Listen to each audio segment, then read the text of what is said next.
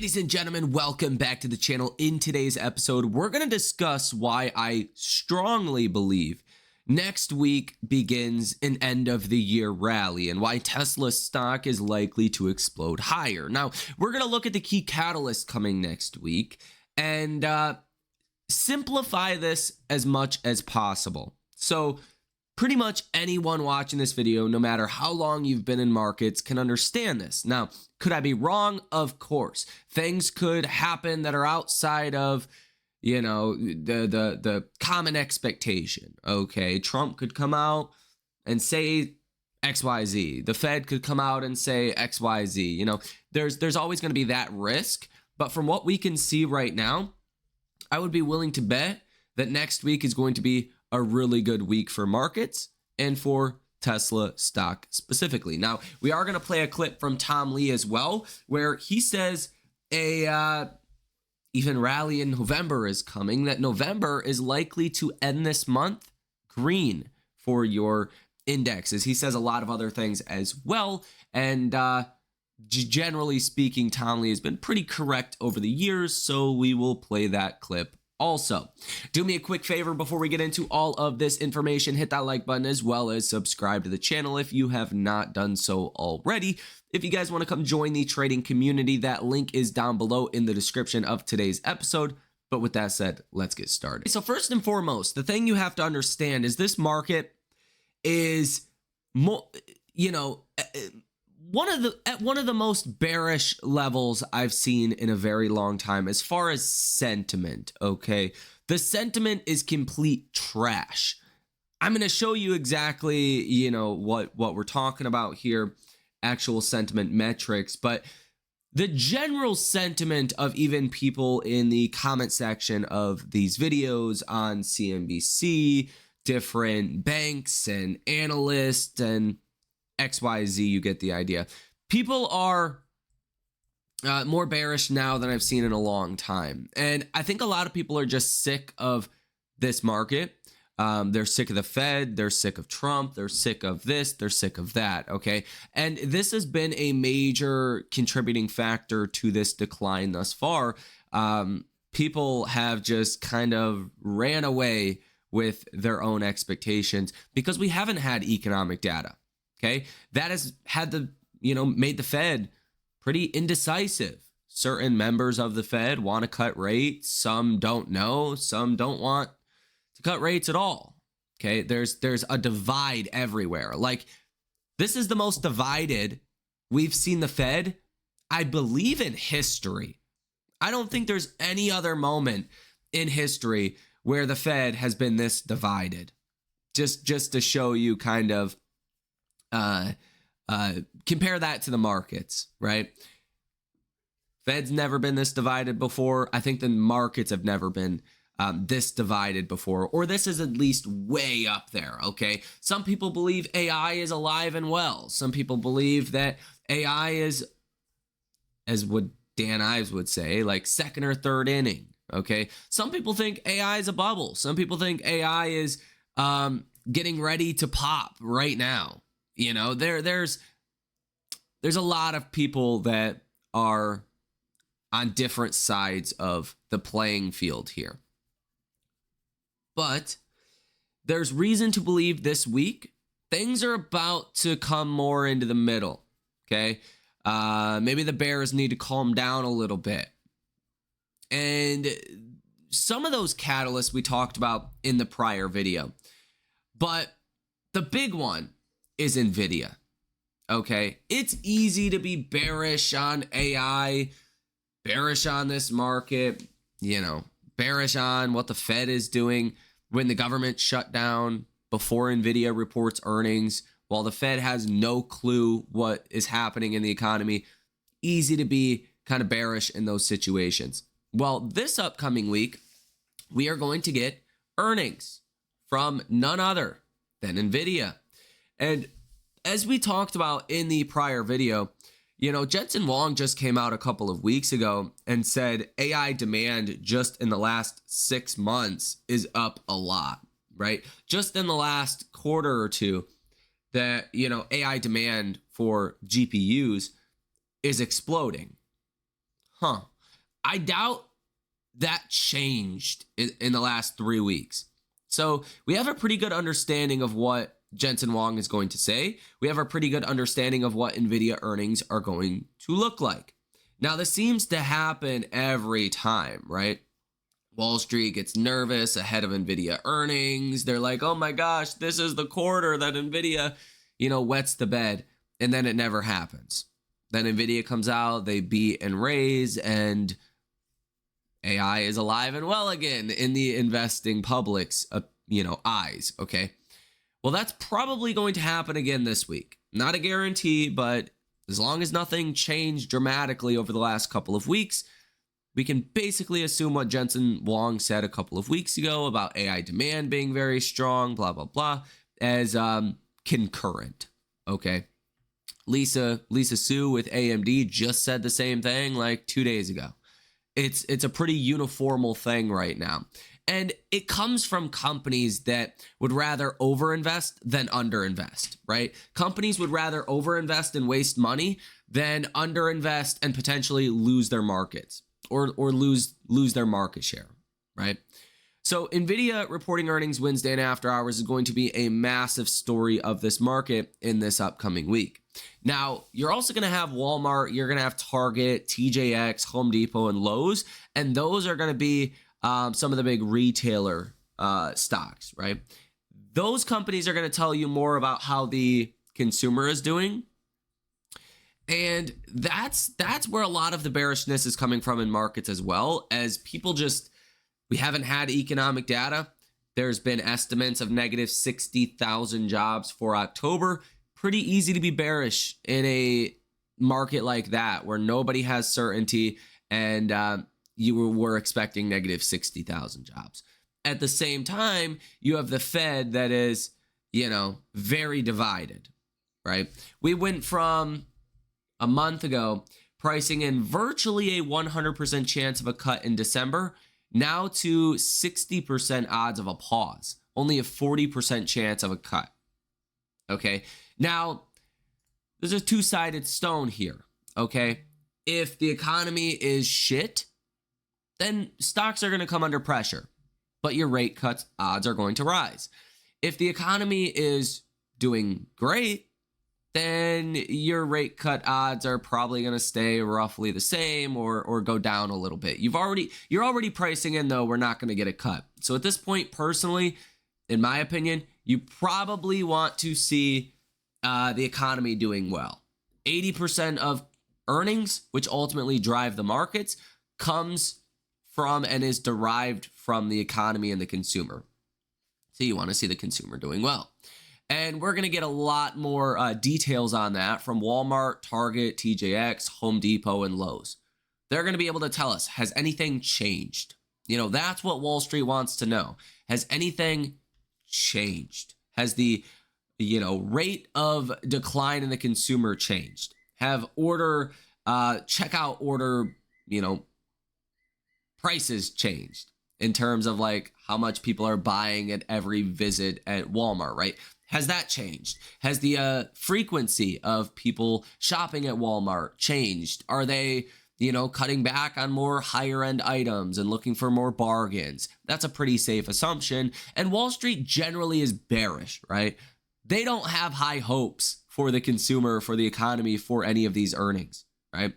So I would just be willing to make the bet that the earnings are not going to be nearly as bad or signal things that are nearly as bad as Wall Street is currently pricing in. Now, I think that's especially the case for NVIDIA and the AI trade. The AI trade in this market has gotten absolutely destroyed with, if you're an AI stock right now, you're lucky to only have a 20 or 25% decline. Most AI stocks are down anywhere from 30 to 40%.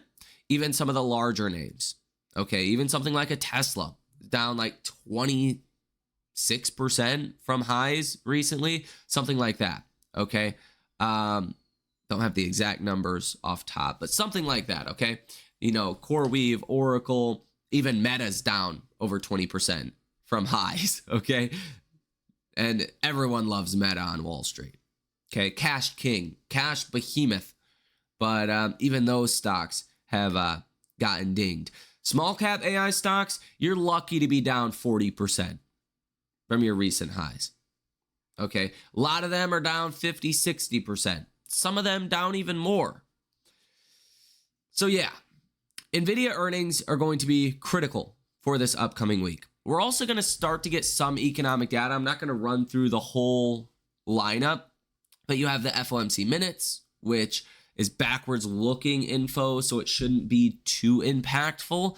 We'll see. You have some Philly Fed data. You have some smaller regional data. We are going to be getting the September jobs report next Thursday on November 20th.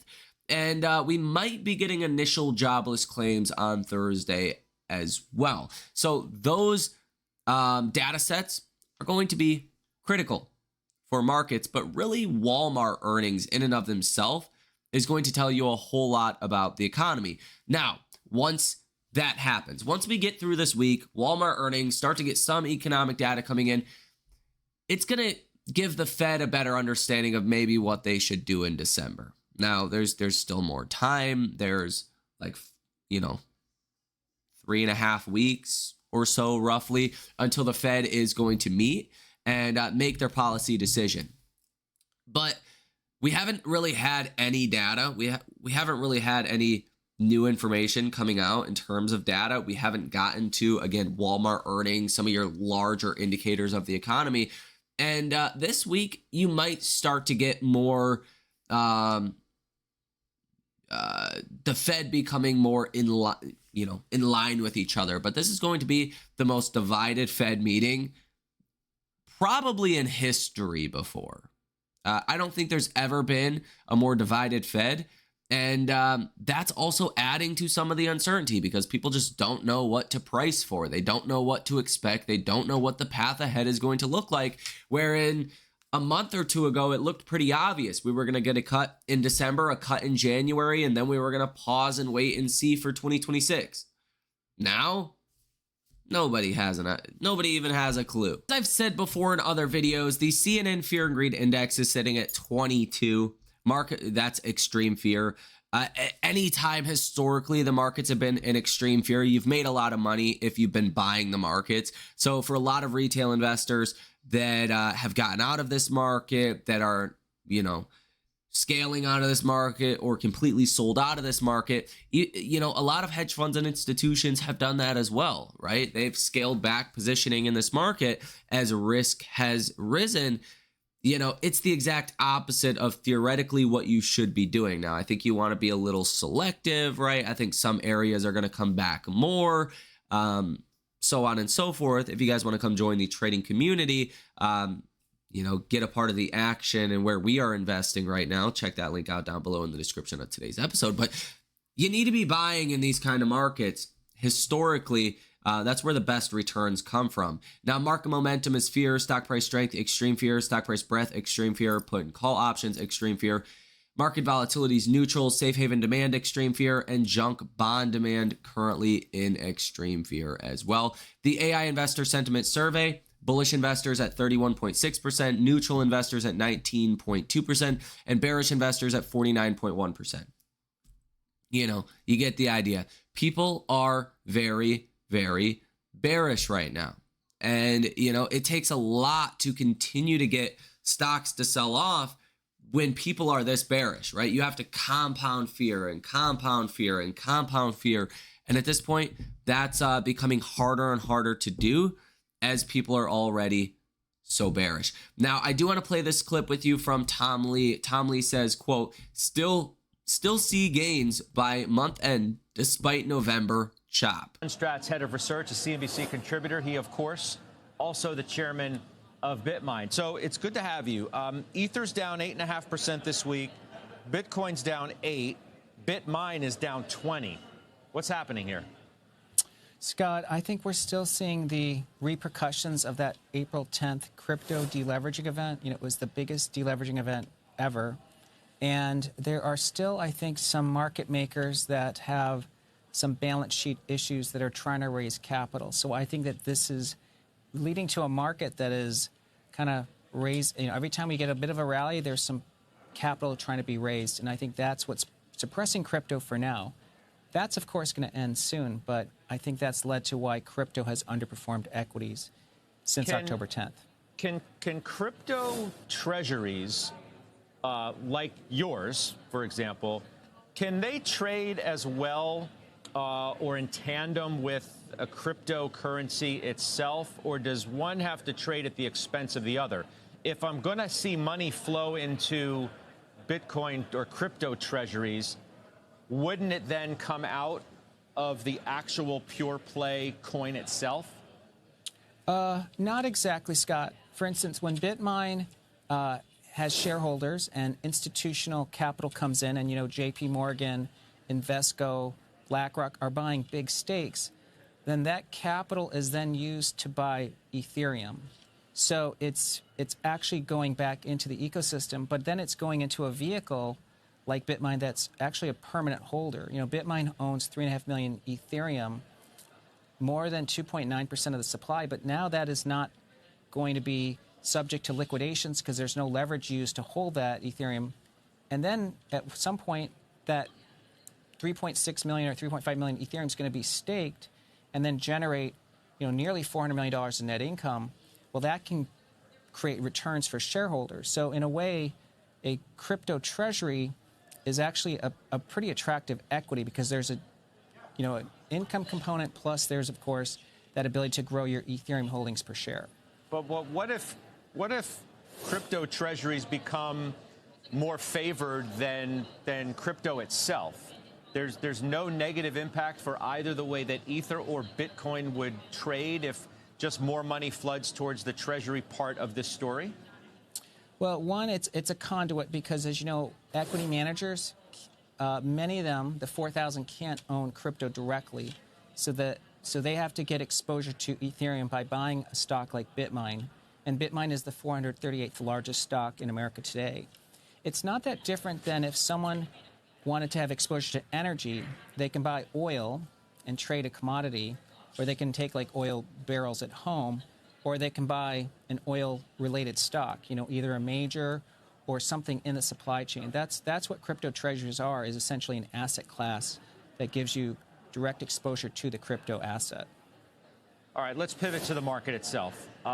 Is your confidence at all shaken in where we are and what you thought the prospects for an end-of-year run could be after what we've seen this week?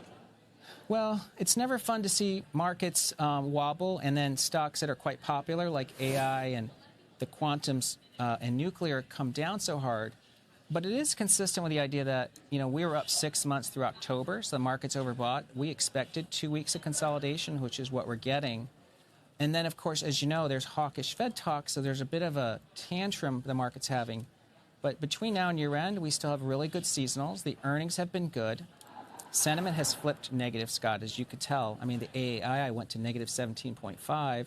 So I'd say the risk-reward is still really good for equities into year-end. And, yeah, I think the S&P will be over 7,000 by the end of the year. You know, in fact, maybe over 7,000 by the end of the month. Again, you want to be discerning with what you buy. You don't want to be buying the lowest quality of, you know, AI or quantum or whatever it is. You want to stay in a higher quality, even within small caps, right? There's higher quality small cap AI stocks, and there's lower quality names.